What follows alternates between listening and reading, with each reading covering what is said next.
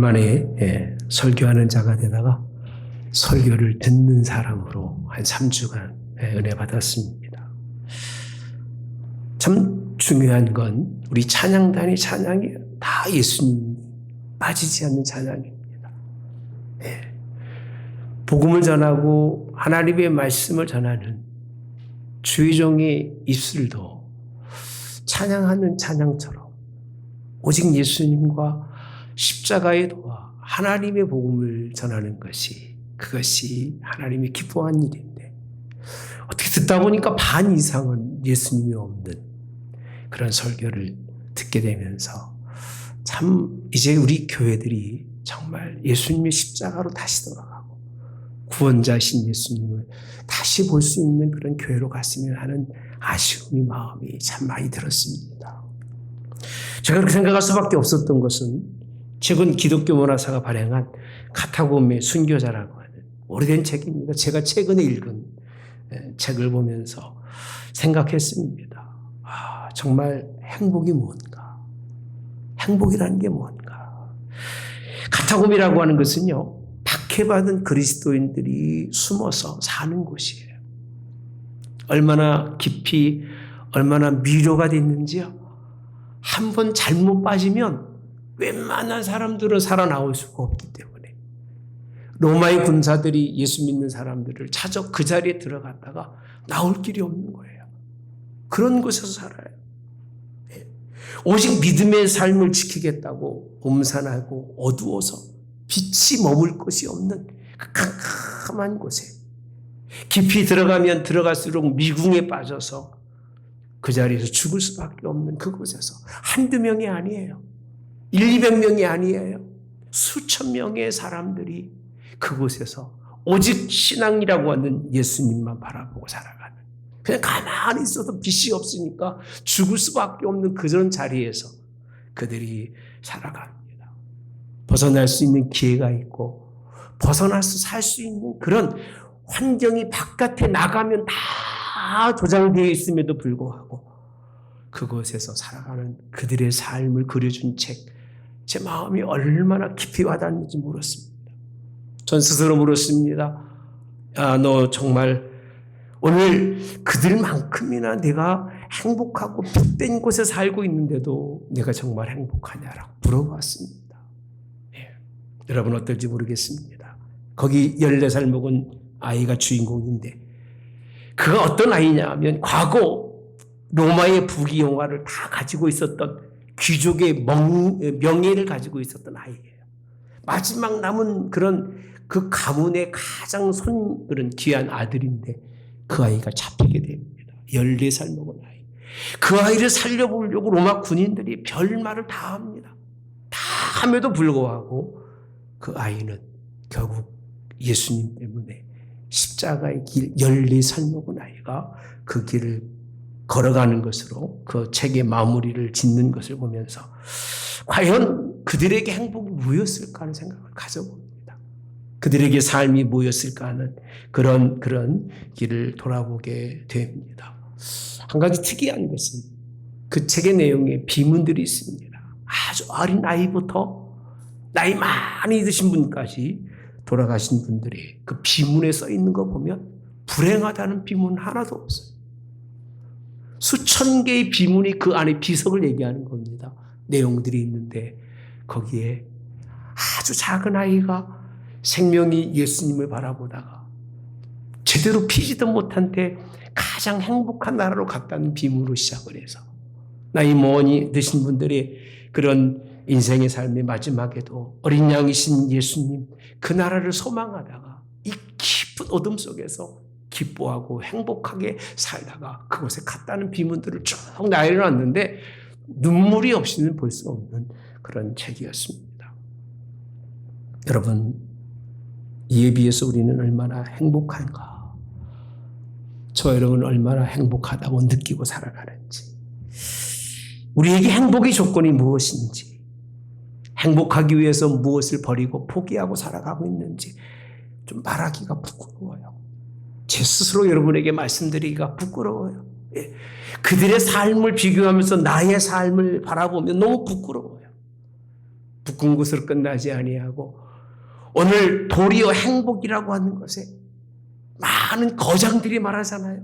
수많은 이론들과 멋진 인생의 승리들의 이야기를 하면서 인생을 그렇게 살아 행복한 거라고 말하는 거기에 푹 빠져 살아가는 그 경험담에 푹 취해 살아가는 우리들이 정말 그것이 행복일까 하는 생각을 가져보게 됩니다.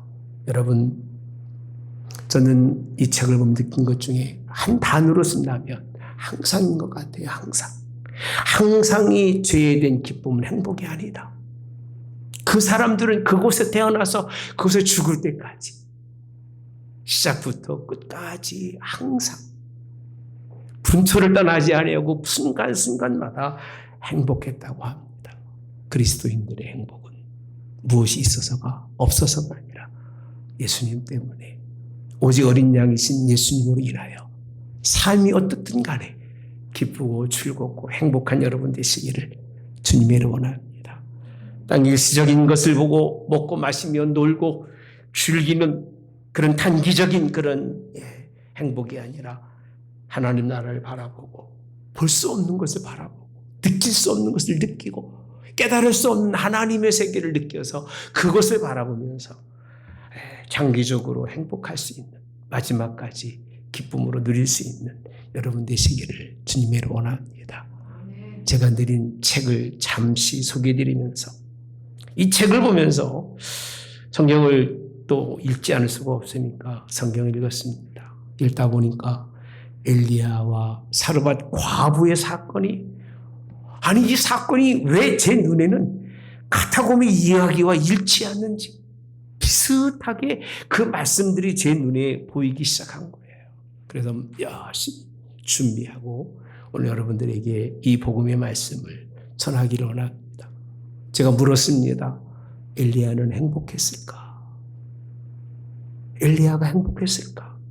저는 그렇게 느꼈던 적이 없습니다. 사무엘상 11기상 17장을 준비하면서 한 번도 엘리야가 행복했다고 생각해 본 적은 없어요. 그냥 엘리야와 과부 사건에 그 과부가 뭔가를 하나님께 드려서 거기에 놀라운 기적과 이적이 일어났던 그런 말씀은 전한 적이 있었지만 그 주인공이 되었던 엘리야가 행복자라고 생각해 본 적은 없어요. 근데 그 말씀을 보면서 엘리야가 행복한 사람이었다. 그게 느껴지는 거예요. 무엇이 그렇게 그를 행복하게 했을 거라고 느껴졌느냐 하면 그 첫째는요. 엘리야는 두려움을 사신 하나님으로 이길이 없기 때문에 그는 행복했다는 거예요. 한번 따라서 해볼까요? 두려움을 사신 하나님으로부터 이기는 것이 행복이다. 사람은요, 행복하지 않으면 아무 일도 안 하려고 합니다. 행복한 일만 하기 원하는 거예요. 물어볼게요. 여러분 마음속에 이 일을 하면 행복하다면 하고 싶을까 안 하고 싶을까요? 하고 싶을 거예요. 근데 왠지 모르게 그 일이 무겁고 짐스러우면 하고 싶습니까? 하고 싶어요? 안 하고 싶을 거예요. 사람은요, 행복하지 않으면 안 하려고 하는 속성이 반드시 있는 거예요. 엘리야라고 뭐가 다르겠습니까? 그도 하기 싫은 것은 하기 원치 않았을 텐데 불구하고 그는 그 일을 하기 때문에 저는 하고자 하는 의지가 있으면 행복하고자 하면 그 일을 행하는데 엘리야가 하나님의 그 일을 시작한다는 겁니다. 1절에 보니까 이렇게 시작을 하더라고요. 함께 보겠습니다. 1절에 있는 말씀. 기르앗에 우거하는 자 중에 디셀 사람 엘리야가 같이 볼까요? 아합에게 말하되 내가 섬기는 이스라엘의 하나님 여호와께서 살아계심을 두고 맹세하노니 내 말이 없으면 수년 동안 비도 이슬도 있지 아니하리라 하니라. 이게 무슨 말일까? 아합에게 말하잖아요. 뭐라고 말하느냐면 내 말이 없으면 수년 동안 비도 이슬도 내리지 않겠다는 선포의 말을 합니다. 무서운 말입니다. 얼마나 무서운 말입니까? 여러분, 비가 안 오고 이슬도 안 오면 이스라엘 백성들이 살 수가 있을까요? 이스라엘은 두 가지가 있어요. 하나는 매일마다 온도의 차이로 혈문에서부터 내려오는 이슬로 이스라엘의 그 기온차로 작은 풀들이 나서 그 작은 풀들이 목초, 양들이 먹고 살아갑니다. 이게 없으면 이스라엘이 그 황폐해져 가지고 정말 그 광야가 될 수밖에 없는 그런 지경입니다. 이슬이 없으면 물보다 더 중요한 이스라엘 백성들의 이슬입니다. 엘리야가 선포하는 거예요. 누구에게? 왕에게 당신이 사신 하나님을 섬기지 아니하고 이방인을 16장에 나오는 말씀이라 설명할 수가 없어요.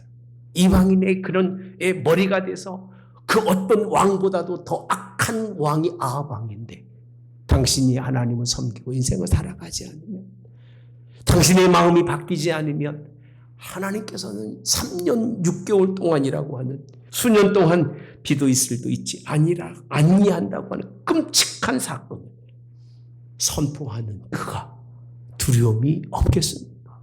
자신도 그 일을 당해야 되고 백성들을 좋아하겠습니까?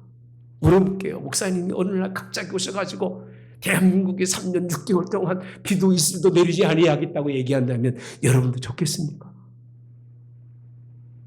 아마 미쳤다고 하든지 아마 돌을 들면서 저 사람은 쳐 죽이자고 할지도 모를 겁니다. 얼마나 두려운 일인지 몰라요. 얼마나 걱정스러운지 모릅니다. 그 가뭄을 경고하는 그런 그의 그 인생의 삶의 진짜 두려움은 가뭄도 아니고 진짜 두려움은 하나님을 섬기지 못하고 하나님을 바라보지 못한 왕으로부터 모든 백성들이 각기 그런 인생을 살아가는 것을 두려워하고 있다는 거예요. 여러분, 무엇이 인생이 두려운지 모르지만 전 여러분에게 말씀드립니다. 악한 환경에서 열악한 환경에서 사는 것보다 하나님을 기쁘게 하지 못하는 것을 두려워하시기 바랍니다. 그렇게 말씀드리고 싶어요. 더 하나님 앞에 진정한 행복을 위해서 인생을 살기 위해서 뭔가 내 인생의 삶에 나를 바라는 것보다 내 삶 속에서 나와 함께 하신 예수님을 잃어버리는 것, 그것이 우리에게는 두려운 일인 걸 믿으시기 바랍니다. 두려운 것. 그것을 찾아내고 두려움을 사신 하나님 때문에 이겼던 엘리야가 행복한 일이에요. 저는 복음 전하면서 얼마나 행복한지 모릅니다. 여러분들이 말씀만 전하는 것 때문에 불편한지 모르겠지만 오직 하나님이 기뻐하시는 말씀만 전하는 것 때문에 내 인생이 뭐가 파괴되고 내 인생에 뭔가 좀 부서지고 내 인생에 뭐가 좀 부족해지는지 모르겠지만 저는 사신 하나님을 전하는 것이 얼마나 행복하고 살아계신 예수님을 여러분에게 소개하는 것이 내 인생에 가장 행복하기 때문에 이를 멈추거나 쉬지 않을 것을 약속합니다. 함께 사신 하나님, 그 하나님 때문에 두려움을 이길 수 있는 여러분 되시기를 주님의 이름으로 원합니다. 저는 두려움이 클수록 승리가 크다고 생각합니다.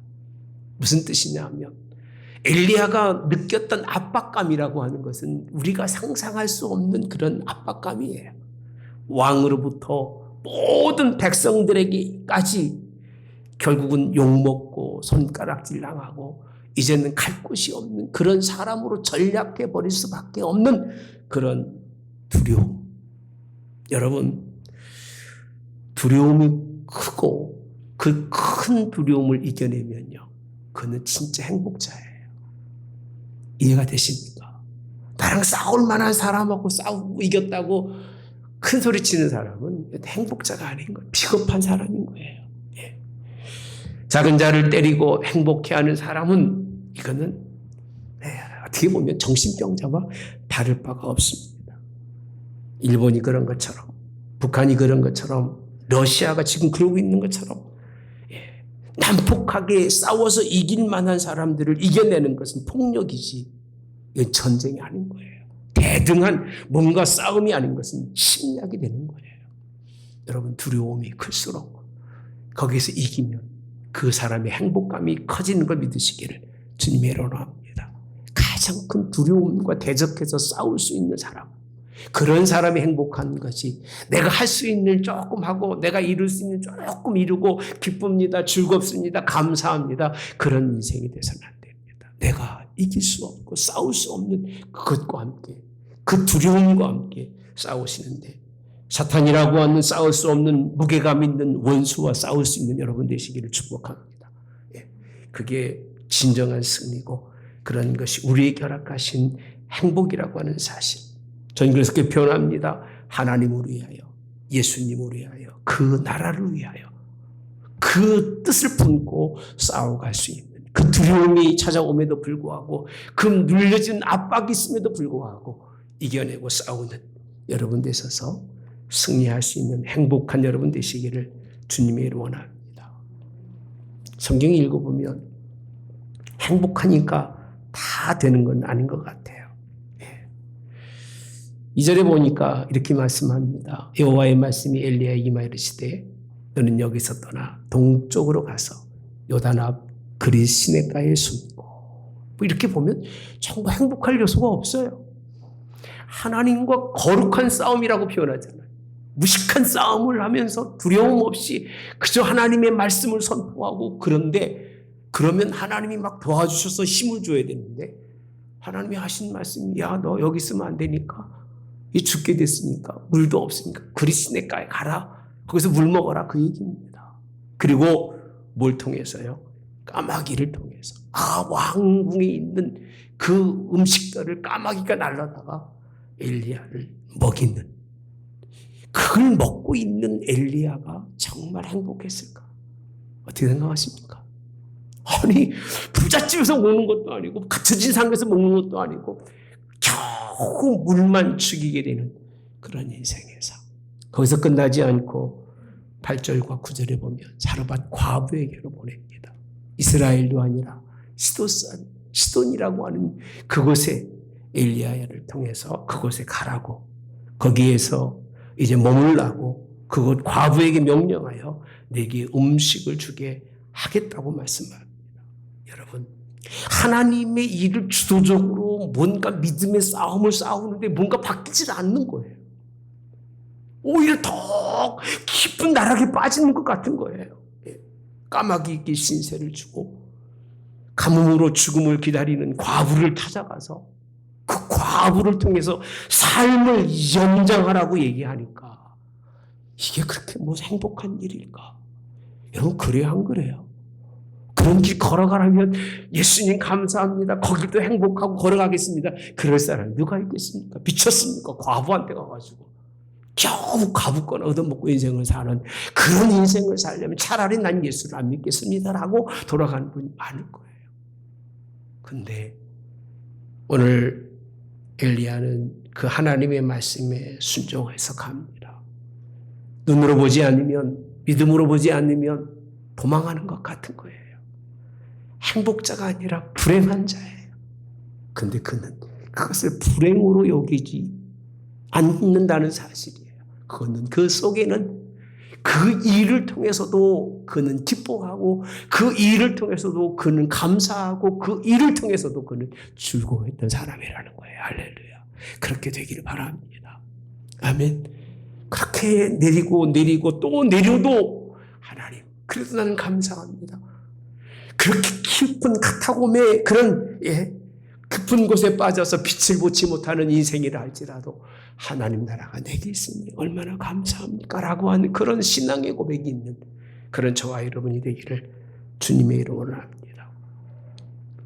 요나에게 그런 사건이 있었다면 도망가는 요나에게 그런 일이 있었다면 그는 피하는 자가 되고 결코 행복자가 아니에요. 억지로 끌려다니는 사람이 요나잖아요. 그죠? 근데 엘리야는 다릅니다. 그곳에서 보내고 또 보냄을 받고 또 보냄을 받아도 그는 그것에 순종하고 그 일을 따라가는 것은 그 속에 살아계신 하나님이 계신다는 것. 할렐루야. 그것 때문에 그는 그것을 불행으로 느끼지 아니하고 행복하고 오늘 인생의 삶이 하나님의 뜻을 준비할 수 있는 하나님의 사람이었다는 것을 우리가 믿으시기를 주님의 이름으로 원합니다. 놀라운 반전이 있습니다. 11절에 가보시면 이렇게 말합니다. 그가 가지러 갈 때에 엘리야가 그를 불러 이르되 청하건대 내 손에 떡 한 조각을 내게로 가져오라. 떡 한 조각을 찾는 사람, 떡 한 조각을 찾기 위해서 무언가 하나님의 말씀을 전할 수밖에 없는 엘리야. 이걸 보면서요, 제가 얼마나 은혜가 됐는지 몰라요. 그 많은 사람도 아니고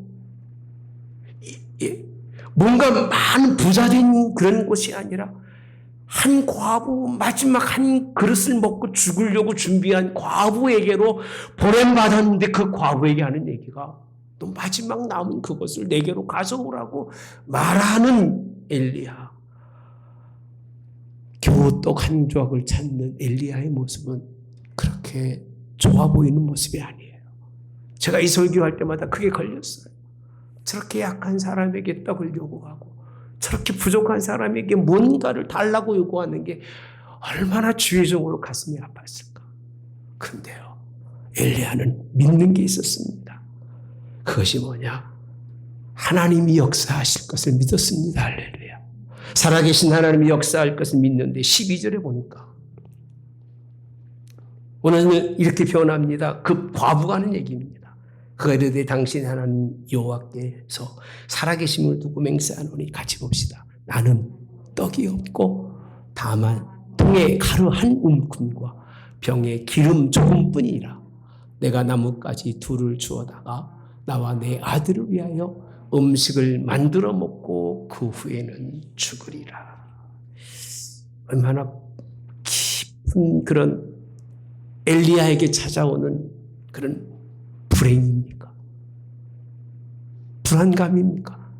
마지막 빼빼 말라서 물도 없고 아무것도 없는데 그저 마지막 먹고 죽으려는 그 여자에게 그 만찬을 가로채서 내게 먹겠다고 하는 그 입술의 선포가 쉬웠을까라고 생각해 봅니다. 쉬웠을까요? 전 못할 것 같아요. 차라리 내가 죽으면 죽지 어떻게 그런 일을 할 수 있을까? 내가 이러려고 하나님 앞에 봉사하고 헌신하고 주께 가까이 와서 충성했을까? 아마 회의감이 충분히 느꼈을 것 같아요. 내가 이렇게 살려고 이런 것이나 얻어먹으려고 내가 주의 일을 하고 주의 말씀을 선포하는 자입니까? 라고 하나님께 충분히 따졌을 거예요.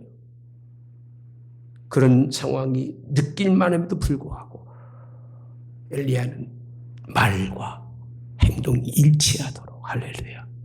이게 무슨 뜻이냐면요. 자신이 던져진 말에 하나님이 그 힘을 주신 것을 엘리야가 살았다. 이 과부를 통해서 깨닫게 된다는 사실입니다. 주의 종의 행복은요.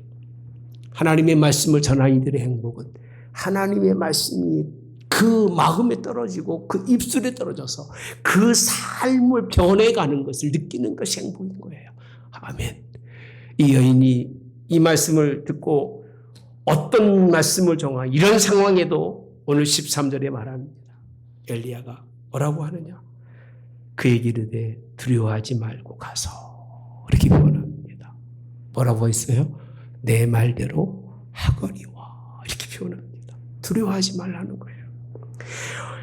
여러분 얼마나 두려운 일입니까? 마지막 혹시라도 먹고 난 다음에 뭐 좀 비가 좀 내리고 주변의 사람들이 뭔가 좀 나의 삶을 도와서 연명할 수 있는 길이 충분히 있는데 마지막 것까지 빼앗기는 여인의 인생의 두려움 얼마나 크다고 생각합니까? 근데 일리야의 선포는 그에게 두려워하지 말라는 거예요. 누가 계시기 때문에 살아계신 하나님 할렐루야. 17장 계속하는 말씀이 뭐라고 했냐면요. 이스라엘의 하나님, 살아계신 이스라엘의 하나님을 계속 말하고 있는 거예요. 죽으신 하나님이 아니라 살아계신 하나님, 이 선포는요. 항상 하는 말이 아닌 거예요. 항상 행하던 일이 아니라 지금 한 번도 하지 못한 일을 한 번도 경험하지 못한 말을 하고 있는 거예요. 자기도요.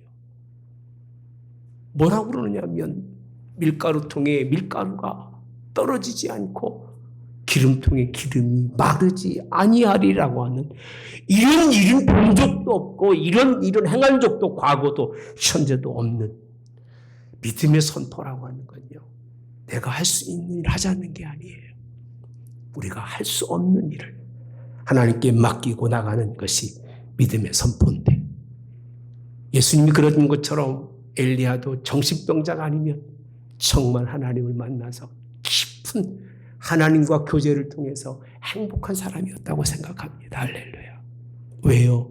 그런 선포를 과감히 할 수 있는데 아무 능력도 힘도 없는 과부와 함께 그 일을 선포해서 그 놀라운 기적의 역사를 이루기 원했던 이것이 그의 승리고 그 승리를 통해서 행복한 하나님의 역사를 확인할 수 있는 그런 일들이 그에게 일어나는 걸 믿으시기를 주님이 원합니다. 14절에 한번 같이 보겠습니다. 시작.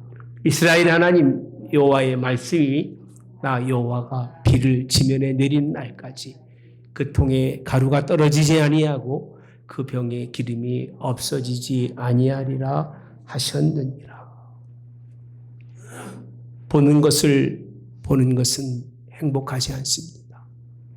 여러분이 어떤 일을 하든 무엇을 맛보든 무엇을 눈으로 구경하든 어떤 것을 경험하든 그것은 여러분의 잠시 행복이지 깊은 행복은 아니에요. 행복은 보이는 곳에서 있는 것이 아니라 보이지 않는 곳에 있습니다. 믿음의 눈이 아니고서는 행복할 수가 없습니다. 믿음의 눈으로 선포된 말씀을 귀로 듣지 않고서는 행복할 수가 없는 거예요. 저는 이번에 정말 잠시 3주 동안의 성경을 읽고 책을 보면서 느낀 것 중에 하나가 뭐냐? 하나님의 복음만 선포해도 행복이 우리 안에는 떠날 수가 없다는 거예요. 그 하나님의 말씀만 가지고도 우리는 충분히 여유롭게 행복하고 그 하나님의 뜻으로도 우리는 여유롭게 하나님 앞에 승리자가 될 수 있다고 하는 사실. 여러분, 땅의 기쁨이 아니라 하늘의 승리의 기쁨을 바라보시면서 오늘 하나님의 말씀이 선포되고 그것이 이루어지는 역사가 있기를 주님이 원합니다. 이 사건은 과거에 있었던 사건이 아니잖아요. 과거에 있었던 것이 아닙니다. 막연한 미래를 위해서 그냥 던져진 말이 아닙니다. 지금 이 시간에 결단하면 하나님이 이 놀라운 일을 경험할 수 있다고 하는 것을 제시해 준 거예요. 그러니까 말씀은 그런 것 같아요. 될 겁니다. 되겠지요. 이게 아니라 오늘 이 시간 결단하고 하나님 바라보고 하나님을 의지하면 그 살아계신 하나님은 반드시 오늘 우리와 함께 하시고 우리의 삶에 놀라운 일을 주신다는 것을 우리에게 비춰주는 것이 하나님의 말씀인 줄 믿습니다. 여러분, 선포가 그냥 말하는 것이 아니라 그가 한 말, 그 말을 하나님이 들으시고 그를 어디로? 시냇가에서부터 까마귀를 통해 먹이셨던 하나님. 이제 자기를 과부에게 보내면 그를 통해 먹인다고 했으니 그렇게 약속되어 있습니다. 여러분 10절 말씀 읽어보시면 가라, 과부를 통해 너를 먹여 살리라고 말씀하고 있는데 그 말씀을 믿고 가서 그렇게 선포하는 거예요. 네가 이 시간에 그거를 내게 갖다 주면 하나님의 놀라운 역사로 말미암아 놀라운 기적을 체험하게 되고 놀라운 일을 이 시간에 하나님의 경험할 수 있다고 하는 이게 승리의 그런 역사를 맛볼 수 있다고 하는 행복을 전하는 엘리야의 모습을 볼 수 있습니다. 행복은 믿음의 말을 전하는 것입니다. 할렐루야. 받을 수 없는 사람에게 전하는 게 행복이에요. 받을 만한 사람이 받는 건 행복이 아니에요. 받을 수 없는 사람이 받는 것, 받을 수 있는 사람이 받고 믿습니다. 그건 믿음의 축에 끼지도 못하는 거예요. 받을 수 없는, 전혀 믿음으로는 뭔가 분량이 안 됨에도 불구하고 주여 그 일이 내게 이루어질 줄 믿습니다라고 생각하고 그 일을 진짜로 믿고 나갈 때 그 사람이 다 버린 것 때문에 행복하고 그 버린 것으로 끝나지 아니하고 하나님은 그 믿음의 분량에 맞도록 채워주심으로 승리하게 하시는 걸 믿으시기를 주님의 원합니다. 말쟁이가 돼서는 안 됩니다. 말만 하는 사람은 행복하지 않습니다. 말은 청산유지라고 말하죠. 말은 잘하지만 정말 하나님의 뜻대로 순종하지 않는 사람은 행복할 수가 없어요. 두려워도 가시고 죽음의 길이라도 가시고 할렐루야. 그게 하나님의 뜻이라면 그 길을 찾아가세요. 여러분, 그 자가 행복한 거지. 하나님을 배제하고 사람 때문에 예수님을 배제하고 뭔가 인간관계 때문에 거기 줄줄 따라가다 보면 결국은 망할 수밖에 없는 거예요. 여러분, 정말 행복한 여러분 되시기를, 두려움을 이겨내시는 여러분 되시기를. 여인의 두려움을 생각하니까 눈물이 나요. 아들을 죽음에 던져줄 수밖에 없는 그 마지막 시간, 어떻게든 아들을 살리고 싶었던 어머니, 기근 때문에 다 죽어가고 있는데 그나마 마지막 남은 것, 그것까지도 그 두려운 상황 속에서 하나님의 종의 말에 따라서 드릴 수 있었던 그 여인의 그 결단이 얼마나 컸을까. 큰 결단이어야 큰 기쁨을 맛보는 것이, 큰 결단이 아니면 기쁨을 맛볼 수가 없습니다. 여러분, 정말 듣고 순종해서 승리하는 행복한 여러분 되시기를 오늘도 주님의 이름으로 원합니다. 15절 16절에 있는 말씀을 같이 한번 보겠습니다. 시작. 그가 가서 엘리야의 말대로 하였더니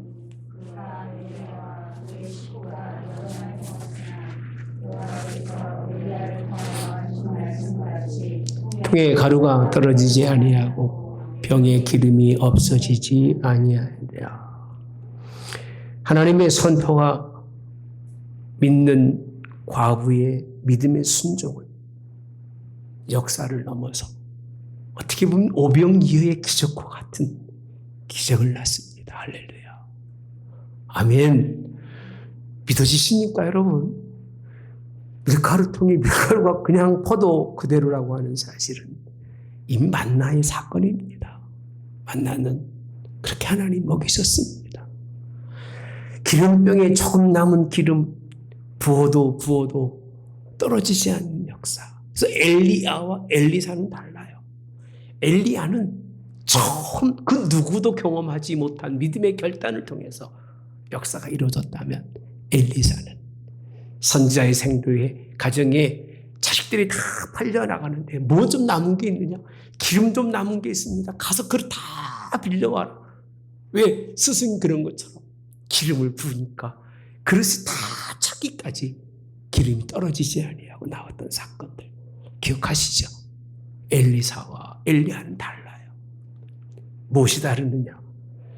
단순하게 다른 게 아니라 순종을 넘어서 역사를 경험하는, 그 신앙은 역사를 경험하는 거라고 생각합니다. 하나님이 자신의 삶 속에 오셔서 나의 이 극도로 불행할 수밖에 없는 그 삶 속에서 예수님 바라보게 하고, 예수님을 바라보았더니 나의 삶을 그곳에서 하나하나 바꿔가시는 하나님을 경험한 사람들은요, 절대 하나님 멀리 안 떠납니다. 왜? 살아계신 하나님이기 때문에 그렇습니다. 할렐루야. 아멘. 오늘 하나님의 놀라운 역사의 시간에 있기를 주님이 원합니다. 똑같이 기름병에 기름 떨어지지 않고 그런 역사가 있는 것이 아니라, 하나님, 내가 결단할 때 하나님 나의 삶 속에서 내가 알지 못하는 일을 행하시고 내가 깨닫지 못하는 일을 행해 주시기를 기도합니다. 나의 삶에 전혀 내가 계획하지 못한 일들이 하나님 역사로 이루어지고 내 사랑하는 자녀들에게 하나님의 놀라운 기적 같은 일들이 일어나서 사신 하나님을 경험하는 그런 행복자가 되시기를 주님의 이름으로 원합니다. 제가 15절에 보니까 저는 그렇게 능력자가 아니라서 잘 모르겠습니다만 이렇게 표현합니다. 그가 가서 엘리야의 말대로 그와라고 되어 있어요. 엘리야와 그의 식구가 라고 표현하고 있더라고요. 아니, 아들이면 단순하게 과부니까 그와 그 아들과 엘리야라고 되어 있을 텐데, 여기 뭐라고 되어 있느냐면요, 그의 식구가 이렇게 표현합니다. 과부에게 속한 또 다른 식구들 혹시 있지 않았을까? 다분히 복수적 의미를 가지고 있다는 것은 그 여인을 통해서 그와 함께 연루되었던 그 모든 생명을 하나님이 지켜주었다는 거예요. 과부 한 사람만 산 것이 아니라 그에 속한 식구들이 그 가뭄의 때를, 그 곤란한 때를, 그 불행한 시대를 하나님이 승리하도록 이끌어 주신 것을 얼마나 감사한지. 할렐루야. 저는 우리 아들들에게 뼈에 박히게 말합니다. 한국에서 목회 열심히 잘하다가 교만하고 오만방자 떨다가 나름대로 큰 어려움을 당해서 미국에 갈 때 딱 600불 가지고 갔습니다. 가서 오직 복음 전하는 것이 생명인 줄 알고 햄버거 하나 먹는 게 얼마나 정말 힘들었는지 그 하나를 놓고 우리 식구들이 기도하고 울면서 먹었던 시간이 있어요. 아들들한테 늘 그렇게 얘기합니다.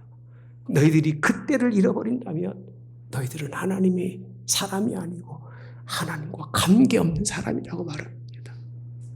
정말입니다, 여러분. 지금도 마찬가지입니다. 하나님 앞에 감사하고 있는 것 중에 가장 큰 것은 뭐냐? 하나님이 내 삶 속에 가장 낮을 때 찾아오셔서 우리 가족을, 그래서 사냐가 그냥 어찌든 데리고 다니면서 좋은 걸 다 먹이려고 그러는데 그때 생각하면 잘 넘어가질 않아요. 야, 대충 먹고 살자. 예, 대충 먹고 살자. 예. 여러분, 하나님의 함께 하심이 여러분의 가정에 있기를 주님의 원합니다. 여기서 끝나지 않습니다. 아이가 죽고 나요. 과부의 아이가 죽고 나니까 과부가 원망합니다. 왜 이럴 바를 살리러 왔습니까? 차라리 그때 죽게 놔두지.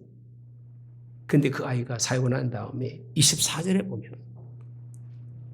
이 말씀이 전거되어 있는데 얼마나 귀한 말씀인지 함께 봅니다. 여인이 엘리야에게 이르되 내가 이제야 당신은 하나님의 사람이시오. 당신의 입에 있는 여호와의 말씀이 진실한 줄 아노라. 여러분, 이 한마디를 이끌어내기 위해서 17장 전부의 일들이 일어난 거예요. 이 한마디를 이끌어내기 위해서 하나님이 쓰는 엘리야라고 하는 사람의 그 입의 말이 진실하고 당신이 하나님의 사람이라고 하는 그 한 사건을 그에게 확신을 심어주기 위해서 이렇게 엄청난 일을 이루신 거예요. 하나님은 이 시대에 한 하나님의 말씀을 전하는 사람을 세우기 위해서 하나님은 엄청난 일을 준비하고 계신다고 하는 사실을 이런 믿으셔도 됩니다. 예. 저는 이 말씀을 보면서 그 당시 그 사람들과 그 가족들이 함께 다 먹고 살았는데 그 떡 먹었다고 이런 신앙 고백할 수 있을까? 기름병에 기름이 마르지 않으면 살아계신 하나님을 찬양하고 쌀독에 쌀이 떨어지지 않으면 하나님을 경배할까? 여러분, 우리 한국 교인들 3, 40년 전에 집에 쌀독에 쌀 안 떨어진 가정 없었을 거예요. 안 그렇습니까? 잘 살았나 보네. 여러분들은 제가 말하는데 무슨 뜻인지 못 알아듣는가 봐요. 저희 집만 해도요, 보릿고개라는 게 있어가지고요. 저 어렸을 때 아버지 목회할 때니까 고향에 가서요. 지금 이때쯤 되면 별로 먹을 게 없어요. 그냥 꽁랑 보리밥에 대충 비벼서 그냥 고추 하나 씹어서 먹는 보리밥 지겹습니다. 저는 지금도 보리밥 별로 안 좋아합니다. 서울서 아버지 사업하다가 그냥 있었으면 좋았을 텐데 무슨 목회를 하신다고 아들까지 끌고 와서 그 고생을 시켰는지 그렇게 살았어요. 쌀떡에 쌀이 떨어지지 않으면 신앙이 안 변할 줄 알았거든요. 기름병에 기름이 마르지 않고 인생을 살으면 하나님은 더 잠성길 줄 알았는데 지금 그렇게 쌀떡에 쌀 떨어지는 가정 그렇게 많지 않습니다. 신앙이 올라갑니까? 믿음이 더 성장해 가십니까? 그렇지 않습니다. 삶과 죽음을 경험하지 않으면 안 돼요. 삶과 죽음을 경험하지 않고서는 하나님의 사람을 인정하지를 않아요. 삶과 죽음을 경험한 후에 여호와의 말씀이 진실한 줄 안다고 하는 과부의 신앙 고백, 그 하나를 이끌어내기 위해서 이같이 엄청난 일을 이루셨는데 누구 때문에 그런 거냐? 오늘 엘리야를 통해서 사신 하나님이 증거하기 위해서 성경 그렇게 해석이 돼야 됩니다. 여러분을 잘 되게 하고 훌륭하게 하고 부자가 되게 하고 그게 중요한 것이 아니라 내가 가장 낮은 자지만 나를 통해서 주의 종의 입술의 말이 힘있게 하고 주의 종의 입술의 말이 능력 있게 하고 그 말씀을 그 입을 통해서 신앙 고백을 통해서 많은 사람들에게 확장돼서 교회가 살아나는 것, 이것이 하나님이 원하시는 일입니다. 이 사람이 행복한 사람이고 이 사람이 승리의 사람인 걸 믿으시기 바랍니다. 그리고 18장, 19장에 넘어가 보면 이제 그 모든 바알 선지자들과 아합 왕과 싸워서 이기는 내용들이 나옵니다. 그 말이 얼마나 능력이 있고 권세가 있는지를, 그 한마디를 위해서 이 복음을 전해주신 것. 여러분, 정말 오늘날도 수많은 사람들이 행복했던 기억을 찾습니다. 자신의 과거에 부유했던 기억, 내 인생에 살아가면서 영화로웠던 기억, 젊었을 때의 기억을 찾으면서 나 그곳으로 가기 원합니다. 절대 못 갑니다. 제가 오랜만에 설교하니까 혼자 은혜 받는가 보니 이해하십시오. 네. 잠깐 골프 칠 시간이 있어서 골프를 치는데 제가 옛날에 좀 잘 쳤어요. 네. 우리 아들들이 상상하지 못할 만큼 쳤습니다. 그래서 그 자신감이 있어가지고 치는데 아무리 때려도 아들들은 270, 80 나가는데 저는 220, 30을 못 넘는 거예요. 얼마나 자존심 나가는지 몰라요. 근데 그게 원칙이라고 그렇게 말해요. 얼마나 불행한지 몰라요. 얼마나 속상한지 몰라요. 왜? 아니 배운 지 1년도 안 된 놈들이 그냥 빵빵 나가는데 수십 년을 쳐서 폼 잡히고 다 될 줄 알았는데 아무리 때려도 갈수록 쫄아들고 안 가니까 얼마나 불편한지 몰라요. 돌아오지 않습니다. 젊음도 돌아오지 않고 행복도 돌아오지 않아요. 세월이 흘러가면 흘러갈수록 여러분 다시 그 영화가 돌아오질 않아요. 그거 바라보고 인생 살지 마세요. 그냥 이 순간 살다가 하나님 앞에 가면 그냥 그것으로 감사하며 사세요. 그게 인생인 거예요. 요즘 그렇게 기도합니다. 하나님 아무 때나 불러가도 좋을 것 같아요. 그렇게 기도해요. 왜?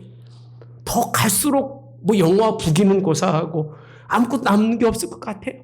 그냥 복음 전하는 것밖에 없는 것 같아요. 그게 내 인생의 마지막 남은 거라고 생각해요. 그렇게 행복했던 시간을 되돌리려고 하지 마세요. 찾아오지 않습니다. 정말 기쁜 행복은 지금 하나님 앞에 마지막 나를 드릴 수 있는 게 행복이라고 생각해요. 한 번도 드려보지 못하고 한 번도 맡기지 못한 내 인생을 주님 앞에 맡기며 주님 나를 받으시라고 그렇게 드리는 것. 오직 어린 양이신 예수님 때문에, 구원자이신 예수님 때문에, 하늘의 소망 때문에 내 인생 살아갑니다라고 하는 그런 신앙 고백이, 그것이 여러분에게 행복이 되기를 주님이 원합니다. 오늘 준비 찬양 내용이 다 제가 카타콤에서 보았던 신앙 고백들의 찬양들이 다 있더라고요. 그 찬양만 불러도 은혜가 될 것 같았어요. 근데 그럴 수 없어서 제가 여러분에게 엘리야를 통해 설명해 드렸습니다만, 행복한 여러분들 시대, 행복이 조건은 찾아오지 않는다 할지라도 예수님 때문에 행복한 여러분 되시기를 주님의 원합니다. 오늘 본문에 있는 말씀을 예수님께서 이렇게 표현하시더라고요. 누가복음 4장 26절부터 보시면 함께 보겠습니다.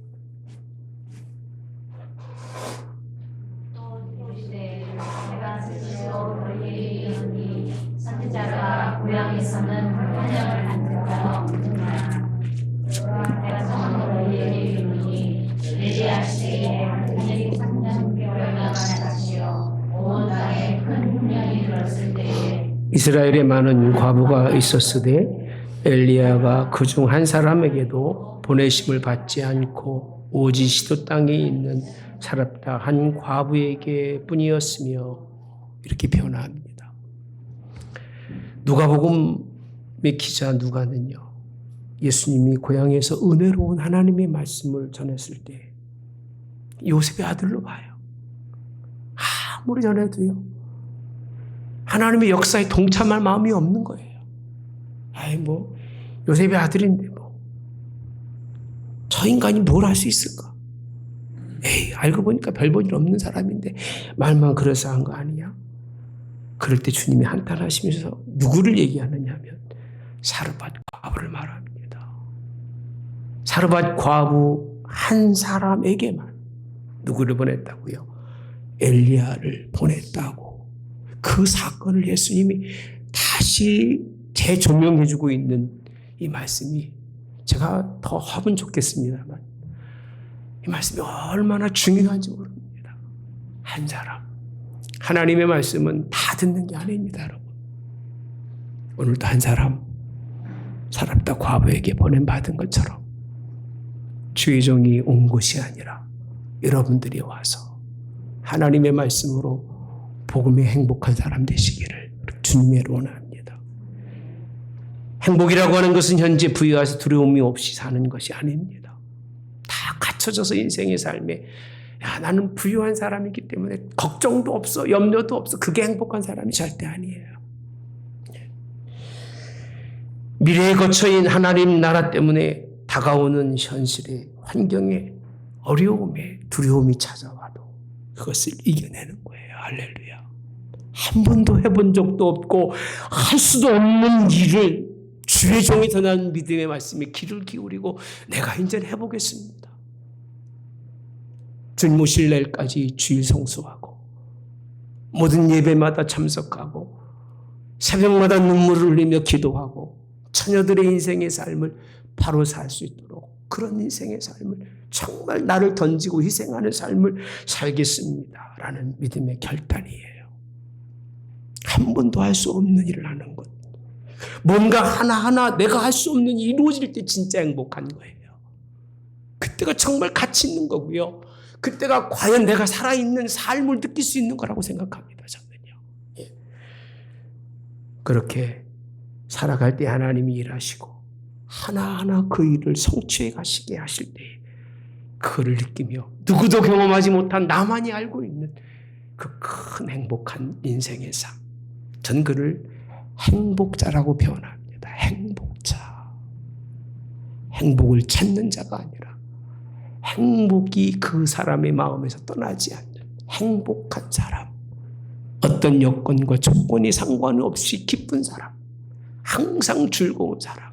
이제 다시 태어났으니 지금부터 주님 부르실 날까지 그렇게 감사하며 살 수 있는 현재 진행적인 행복한 여러분 되어지기를 주님의 이름으로 원합니다. 좋으신 하나님 감사합니다. 3주간도 귀한 문으로 귀한 말씀을 선포하게 하신 하나님의 성전에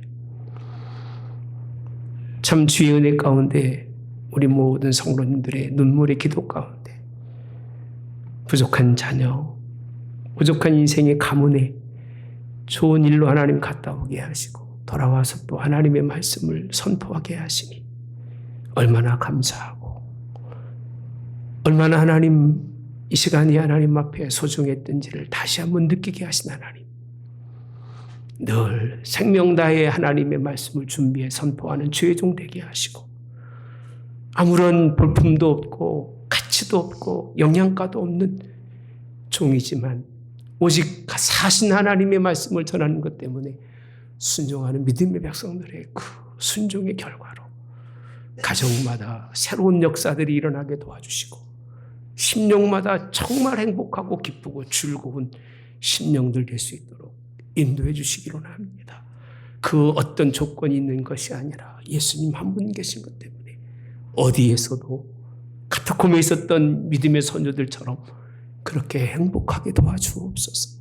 어떤 아버지 과정이 어떻게 이루어질지 알지 못하고 갈수록 깊은 웅덩이에 빠지는 것 같아도 그래도 기쁜 인생의 삶, 하나님 나라가 있기 때문에 원망하고 불평하지 않는 삶을 자녀들에게 비춰주어서 자녀들이 우리 아버지가 그랬는데 나도 그렇게 인생을 살며 항상 기뻐하는 인생 살 수 있는 그런 믿음의 가정들로 하나님 서갈 수 있도록 역사하여 주시고 놀라운 일들을 오늘 이 시간에 이루어 주셔서 정말 기쁘고 행복한 하나님 백성들로 승리할 수 있도록 주장하여 주시옵소서. 지금은 우리 주 예수 그리스도의 은혜와 하나님 아버지의 극진하신 사랑하심과 성령의 동내주 역사하심에 함께하심이 엘리야가 누렸던 그 깊은 행복감과 과부가 하나님 앞에 경험했던 그 놀라운 역사의 일들이 오늘도 믿음의 눈을 가지고 말씀에 순종한 모든 가정들에게 일어나서 말씀이 승리의 하나님 아버지 역사의 도구가 되게 하시고 그 말씀을 통해서 얻어진 열매가 삶의 큰 기쁨이 되게 하옵기를 성부와 성자와 성령의 이름으로 축원하옵나이다. 아멘.